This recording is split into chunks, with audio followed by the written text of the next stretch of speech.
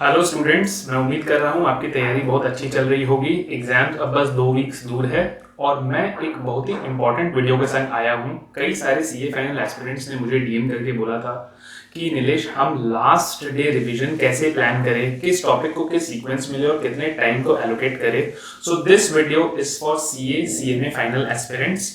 आपको आपके last day के अंदर 1.5 डेज बिफोर द एग्जाम में कैसे रिवीजन करना है, किस ऑर्डर में करना है और कितना टाइम देना है, we discuss this in this video. देखिए, आपका ऑडिट का पेपर होगा, जैसा भी हो सीए के अंदर एक चीज माइंड में हमेशा रखिए, व्हाट इज गॉन। अभी नेक्स्ट पेपर के ऊपर अपने को फोकस करना है, ठीक है। आई नो ऑडिट का पेपर से कई लोग फियर करते हैं, डर करते हैं, डरिए मत। आपका जैसा भी गया, leave it to God. Fresh होकर के आपके 5 बजे एग्जाम्स ओवर होते हैं। मैं अज्यूम करता हूँ कि लास्ट आप 6:30 पे तो पढ़ने बैठ ही सकते हो। मैंने इस ऑर्डर को उस सेंस में रखा है कि it's a mix between important as well as quickly cover होने वाले चैप्टर्स, ताकि आपके दोनों ऑब्जेक्टिव्स फुलफिल हो। नंबर 1, आपके इंपॉर्टेंट चैप्टर्स भी होते जाए और संग संग में आप किसी भी चीज के ऊपर बहुत ज्यादा देर तक अगर स्टक रहोगे तो आप साइकोलॉजिकली डीमोटिवेटेड हो जाओगे, वो सिचुएशन भी ना हो। देखिए, डे 1 पर आपको क्या करना है, ये हमारी कैटेगरी ए की टॉपिक है, ट्रस्ट।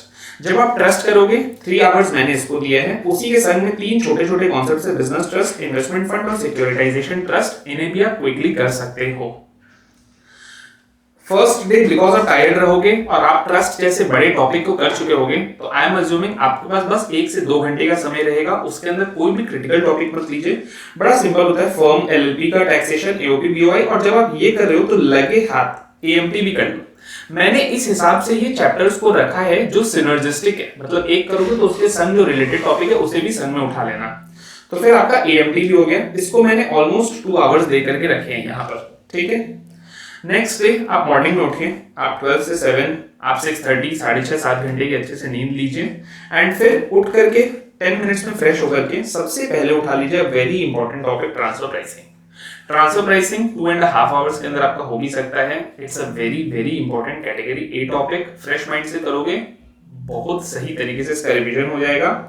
आधे घंटे का ब्रेक लेकर के आप again another important topic 3 hours के अंदर एनआर टैक्सेशन। जब आप एनआर टैक्सेशन कर रहे हो, डीटीडब्ल्यूए भी संग में ही कर लीजिए, वेरी स्मॉल। अगर क्वेश्चन आ गया तो आपको बहुत फायदे होंगे। कैसे पढ़ना है इसके ऊपर भी मैं बाद में आऊंगा, जस्ट आफ्टर दिस सेगमेंट। अभी मैं आपको खाली सीक्वेंस ऑफ फ्लो बता दे रहा हूं, ठीक है।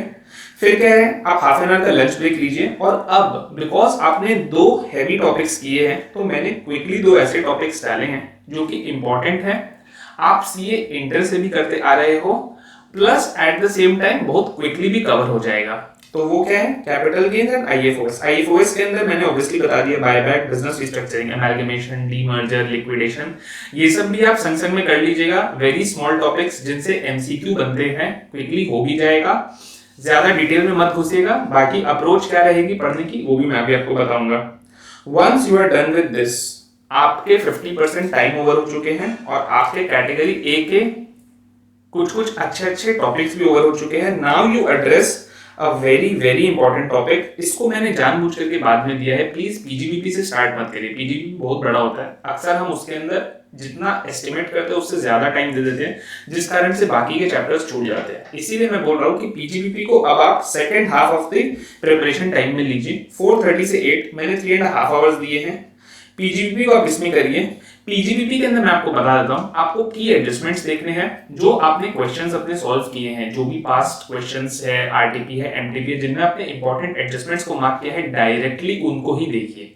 कॉन्सेप्ट्स के अंदर जो आपने कुछ बस very very very important concepts है, बस उनको रिवाइज करिए। पूरा किताब खोल करके, पूरा बुक खोल करके ए टू जेड पढ़ने मत बैठिए। PGBP is like an ocean, आप खो जाओगे and you can't give more than 3.5 और 4 hours to PGBP. Once you are done with this, आपने उस दिन टीपी, एनआर टैक्सेशन, पीजीबीपी जैसे 3 बड़े बड़े टॉपिक्स किए हैं। 8 बजे के बाद आपके माइंड के अंदर उतनी अच्छी रिटेंशन कैपेसिटी होगी नहीं रिमेनिंग इंपॉर्टेंट टॉपिक्स को लेने के लिए। तो उस दिन रात को बहुत सारे छोटे छोटे टॉपिक्स है, chapter 6 A, clubbing set of 10 AA, black money, car, BEPS, ICDS, VDA, political party, electoral trust, सब कुछ 20 मिनट्स 25 मिनट्स के अंदर ओवर होने वाला है। तो ऐसा मत सोचिएगा कि मैंने 3.5 घंटे में आपको 8-9 चीजें करने बोल दी है कि ये सब के सब 20-20, 25-25 मिनट के अंदर हो जाएंगे। आप देखोगे आपके 4 घंटे के अंदर आराम से 8 टॉपिक हो गए और आपने आधा आधा घंटा भी एक एक को दिया है। तो खाली quickly important concepts and important questions के अंदर जो एडजस्टमेंट्स है उनको देखना है, आगे बढ़ना है, ठीक है। नेक्स्ट डे यानी कि आपका एग्जाम डे का मॉर्निंग आ गया है। आप फ्रेश होकर के उठिए, 6 आवर्स की साउंड स्लीप लीजिए और उठ करके सबसे फर्स्ट ले लीजिए TDS TCS एडवांस टैक्स। इसका रीजन है मैंने क्यों इसे एग्जाम डे पर रखा है, बिकॉज इसके अंदर कुछ आपको रेट्स मेमोरी में रखने पड़ते हैं, ड्यू डेट्स डेडलाइंस मेमोरी में रखने पड़ते हैं। एग्जाम डे में फ्रेश होकर के मॉर्निंग में उठिए, इसे कर लीजिए। देन लगभग 2 घंटे का समय है। मैं आपको अपील्स, असेसमेंट्स एंड DRC मैंने इस दिन के लिए क्यों छोड़ा है, बिकॉज ये थ्योरी हैवी है, ड्यू डेट्स डेडलाइंस इसमें याद रखनी पड़ती है, प्लस इसे अगर आप पहले उठाओगे ना तो you will tend to give it more time than what is required. अब आपके पास ज्यादा टाइम बचा नहीं है, बाय डिफॉल्ट ही आप इसे क्विकली खत्म करोगे। एंड देन 11 से लेकर के 1 मैं अज्यूम कर रहा हूँ कि अगर आपको जो भी आप देख लीजिएगा आपके घर से सेंटर कितना क्या दूर है, लास्ट के अंदर कुछ छोटे छोटे टॉपिक्स हैं। मैथ करना मत मिस करिएगा, अगर हो सके तो आप मैथ को कहीं पे अगर आप ऊपर ही स्क्वीज कर लो तो अच्छा है, वरना एटलीस्ट मैथ कर लीजिएगा। एंड देन जो भी रिमेनिंग टॉपिक्स है बस उन्हें क्विकली देख लीजिए। ऑल्दो अगर आप इतना कर लोगे ना, आपका 90% कवरेज तो यहीं पर ही हो जाएगा।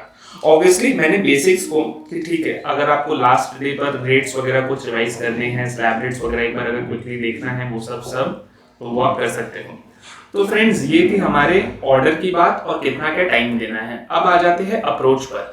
अप्रोच के अंदर एकदम मैं आपको सिंपल तरीके से बोलता हूँ, खाली क्वेश्चंस देखना है, इंपॉर्टेंट एडजस्टमेंट्स देखने हैं और जो वेरी इंपॉर्टेंट कॉन्सेप्ट्स है बस उनको देखना है।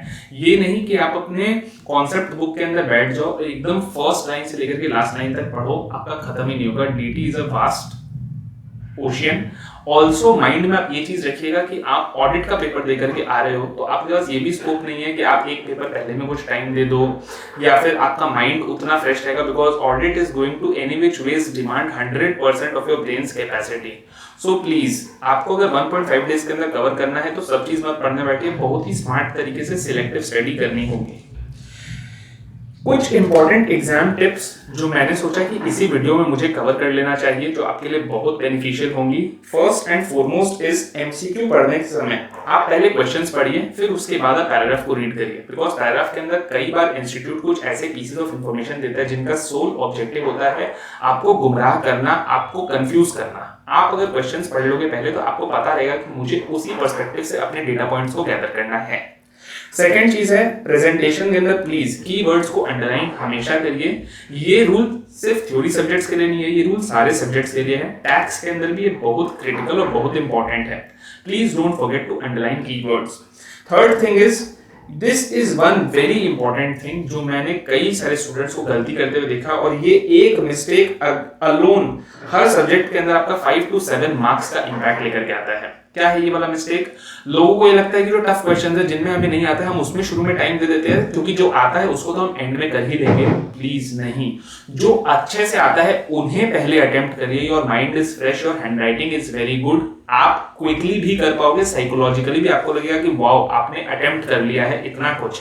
देन जितना टाइम बचे उसके अंदर उन क्वेश्चंस को अटेम्प्ट करिए जिनमें आप उतने ज्यादा कॉन्फिडेंट नहीं हो, जिनमें आप उतने ज्यादा कंफर्टेबल नहीं हो। आप देखोगे आपके मार्क्स फर्स्ट स्ट्रेटेजी के कंपैरिजन में इस तरीके से करने में मच बेटर आते हैं।